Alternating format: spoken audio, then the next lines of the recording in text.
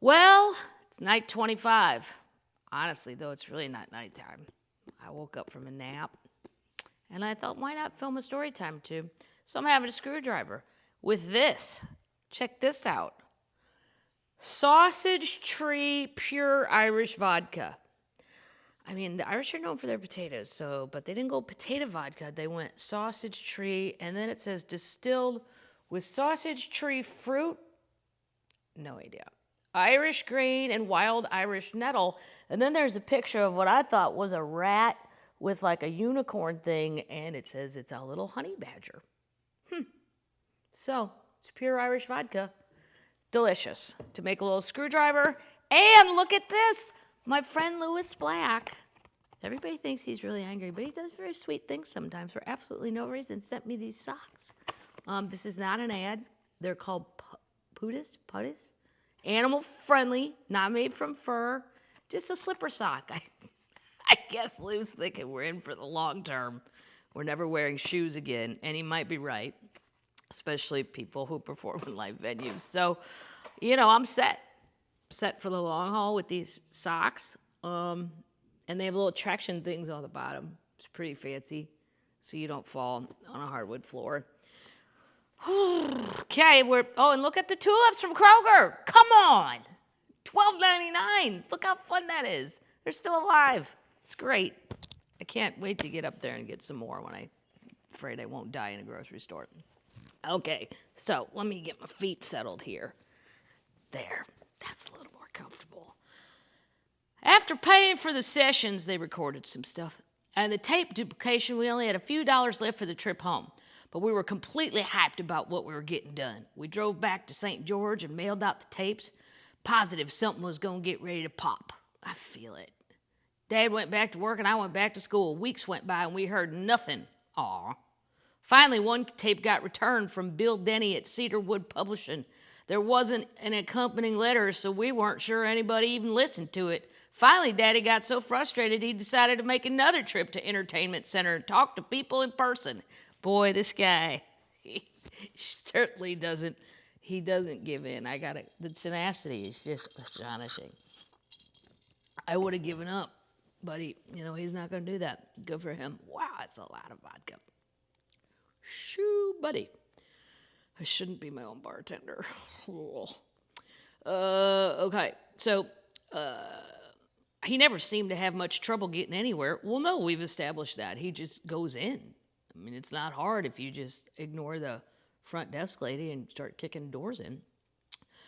And he sincerely believed that it would take for the right individual to listen. We packed a couple bags and started out of town. Daddy stopped at the crossroads on the edge of St. George and asked me if I was really serious. Was singing the one thing in this world that I wanted to do? He pointed back towards St. George, which stood for home and school and a normal life. And then he pointed towards California. Now we're going to go to California. Oh, yeah. Which stood for the unknown. What's it going to be, Tanya? He asked. We can keep on trying to go home. And you can have this regular life you've started to love so much. She's probably 12, 13 at the time. I didn't say anything. I just pointed down the road to L.A. When we got to L.A., we checked into one of the cheapest places we could find, a little motel on Sunset Boulevard, which is probably still there. People cannot believe at the end of Sunset how many old-timey, tiny motels are. One end is fancy, but that other end, whoo-hoo. As a Midwest person, I was shocked. I thought it would all be fancy. Not really.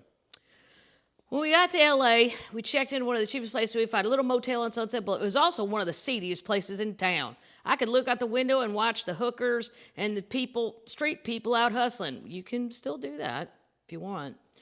They're all still there. Everybody was just trying to do what we were doing. The first place we tried was MGM Records. Hank Williams Jr. was on MGM, and his record deal had been signed when he was underage, so Dad figured the label was at least opening to signing kids. Bob Webb was the head of MGM at the time, and as usual, Dad talked his way in. And believe me, if that doesn't work, he will kick his way in. So you might just want to agree with him in the first place. Bob was a brisk-looking man, But that didn't intimidate Daddy. He handed Bob the tape and said, if you don't listen to this, you'll be overlooking a gold mine. Bob listened, and he liked what he heard, but he was very doubtful about signing a country artist from an L.A. office. I was wondering that myself. That would seem weird.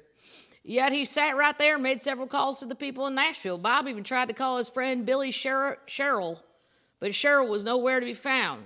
Could be Sherrill. I don't know if I'm reading that right. My phonics suck. Next, we went to CBS, where we had yet another near miss with Billy Sherrill.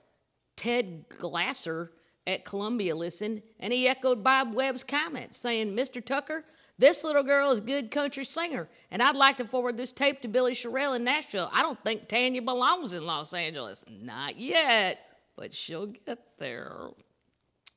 Both Bob Webb and Ted Glasser were right about that. I didn't belong in Los Angeles, and I found it out the hard way several years later.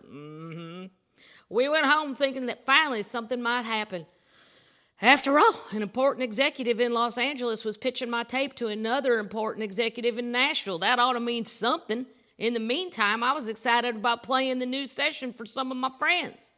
When I took them to school, the reaction in my kids' class was so positive I could have relived the moment forever and been happy. After school, one of the girls in the class, Darla Librand, approached me with an offer. She and her sisters, Diana and Dorothy, had an all-girl band, and they were in search of a singer. Haven't we learned already? Don't join the band. Gotta split the money. I started rehearsing with the girls in their basement, and before long, Darla's father decided we were ready for the big time. Mr. Librand owned a Cadillac, the ultimate success symbol.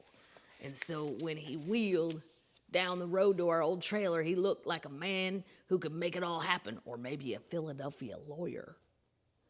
He spoke with Dad and Mother and explained that he'd been in contact with Fuzzy Owens at Merle Haggard's Bakersfield, California studios. If I was available, he'd drive us up there and get us on tape. Was I available to record at Merle Haggard's studio? Is there a cow in Texas? You bet. Mother, I've heard, does the Pope shit in the woods? I've never heard, is there a cow in Texas, to double down on, of course. Anyway, Mother and Dad warmed right up to Mr. Librand. He was a gentleman, and he was a lot like my dad in many ways. He was plain-spoken, straightforward, straight-ahead kind of individual who was determined to help his daughters with their dream. We left for Haggard country the next week with my parents' blessing. On the drive to Bakersfield, I had what can only be described as an ESP experience. ESP. I announced that Merle Haggard was going to come into the studio, probably on his way to hunt rabbits. Wow. How would you know that? I don't even think of rabbit hunting in California. In Missouri? Yes. California? No. I don't know where that thought came from, but the Librand girls and their dad just laughed. Okay. I think we're going to leave that there so that we have a little excitement building to see if her ESP experience was right. I hope you guys are doing good. The draft was on. That was fun for like a minute. And Roger Goodell has the personality of a candle. Really, I mean, let anybody else do it. My mother would have done a way better job.